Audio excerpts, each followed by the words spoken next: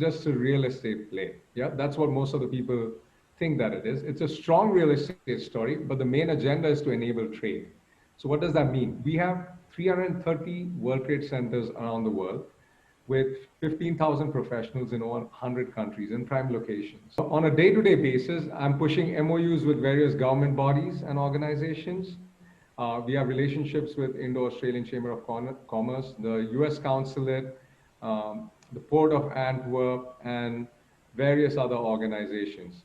I want to enable trade between India, US, and the rest of the world. So, a good example of this is I've been recently invited by Rotary Club in Washington, D.C., along with the consulate, to discuss about how to do business in India. Yeah.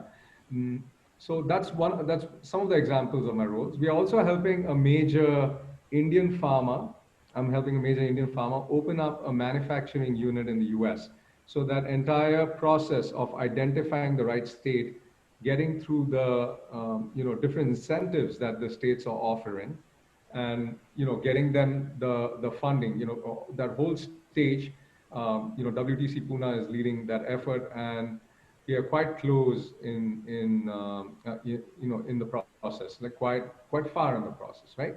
So the other thing is we're also seeing a huge influx of information and inquiries coming from the US and other European countries, either to do distributionship, partnership, introducing products in India. So we're getting organized in that sector. Finally, we have, in the new normal, how do we use technology to better these processes, right? I'm also passionate about making Pune a key tech hub, right? Bangalore has always been, but it's been a personal passion of mine to do that for Pune. So I've incubated the World Trade Center Startup Incubator, where the team takes cutting edge technologies in various sectors, and we incubate startups and give the leadership and support that the startups need. Yeah.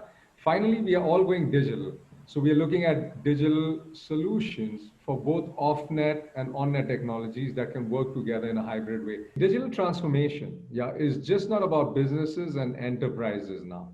I think as a society, we are going through digital transformation, be it in video conferencing that my mother uses, or with her friends, or working remote with all the unified communication tools.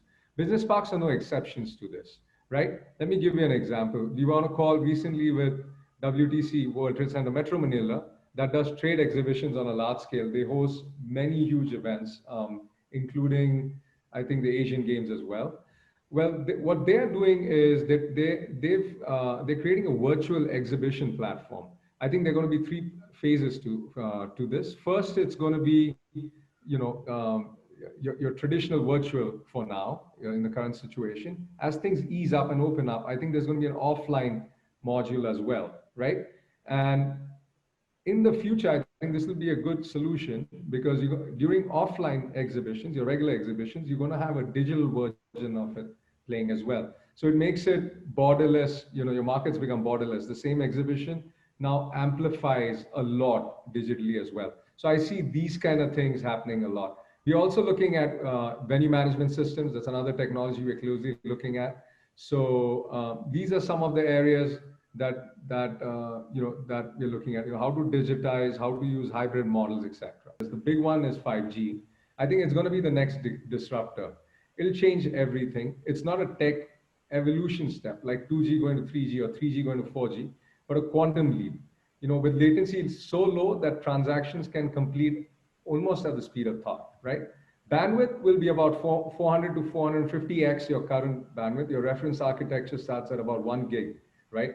So with that much throughput on bandwidth, you could imagine the business impact on applications and the use cases that we can create with it.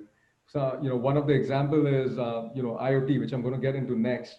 Current 4G technology allows a couple of thousand connections of Internet of Things, right? Of sensor technology.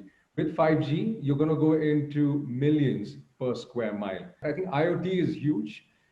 Smart cars comes to mind, smart lights, offices, smart parking, etc. Predictive maintenance of your fridges and air conditioners. All of this is just about to explode especially with the advent of 5G that's coming in. Another one that's going to explode is blockchain. It's already gained a lot of momentum. I think it had some regulatory issues, with the banking system and stuff. I think those are getting kinked out.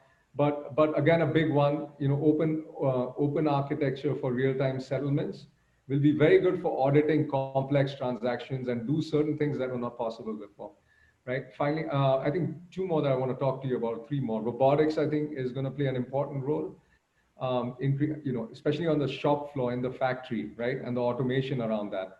Um, in pandemic, I think it's post-pandemic, it's accelerated further, and we'll see how this trend is going to progress. Now, what does this all do? I think a big one is cybersecurity. If things are going that digital, right, we need to protect them. I think the newer the sophisticated attacks on corporate assets, and computers is increasing. It's very important as things go digital, and I think it's going to accelerate more and more. We secure the data, not only at a personal level, not only at a company level, but even at a country level. I think there are certain GDPR discussions as well. There's cybersecurity discussions going on. Very pertinent, very important. Yeah. Finally, I want to wrap it with artificial intelligence, right? What is all of these technologies doing? I think they're collecting a lot of data, which is really good. They're creating massive data, but we have to mine it, and I think and make impactful decisions out of it, right? So I think artificial intelligence, be it from IBM or Microsoft or Google, there are various engines, artificial intelligence engines that they have. They are very useful tools and are being deployed more and more. So I think these are some of the impactful technologies that I'm seeing. I'm also working closely with some of them or advising some of them. It's an exciting journey, right? So I think KPIs are quantifiable goals, key performance metrics. I think CIOs use them a lot in each of the segments in the question. But it goes beyond that. I think business process has to be taken a look at, business model has to be taken a look at, domain has to be taken a look at.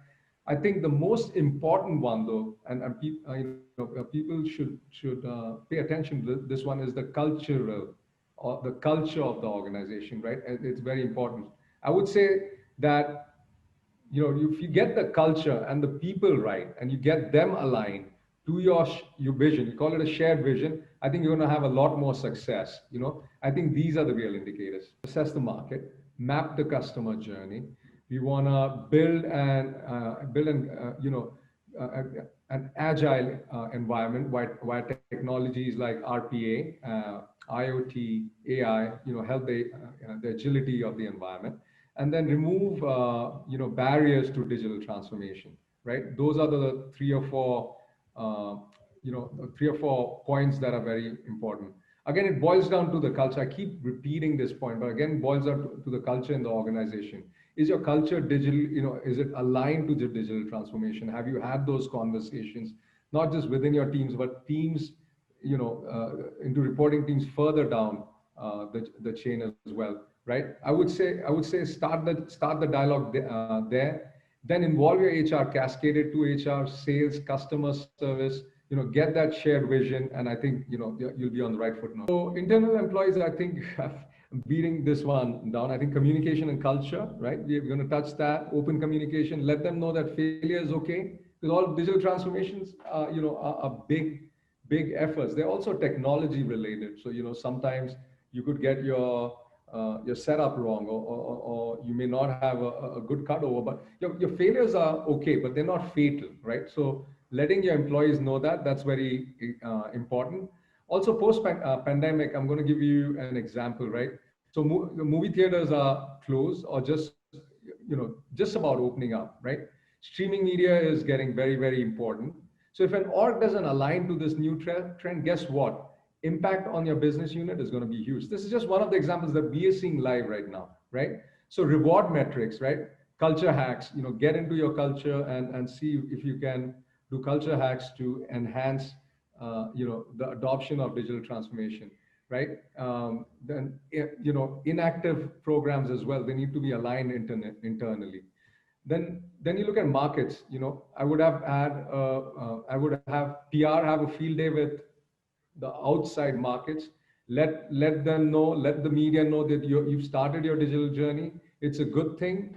It'll eventually get better ROI, more agile company, and a future-ready company that's willing to go. I think that'll be a good story for the shareholders as well. Finally, with your customers, definitely have a dialogue. Let them know that that you are going through a major transformation, but we will try and minimize the disruptions into them. But things will get better. How do you execute a contract faster? How do you get them information faster? Speed is very important. And lastly, employees need to get more digitally savvy as well. It's time to upskill. There's been no better time. We've been hearing a lot about it. There are startups in India now like Upgrad, and there's Udemy, and LinkedIn has a great upskilling platform. I personally have been through a few of them. I would highly recommend employees, as they're going through their own digital transformation, and if to touch into different technology areas and go a little broader and take those courses and get up to speed on it. So those are some of the ways I would kind of approach it with the different stakeholders. Thank you. For more updates from CXO TV, please like and subscribe to our channel.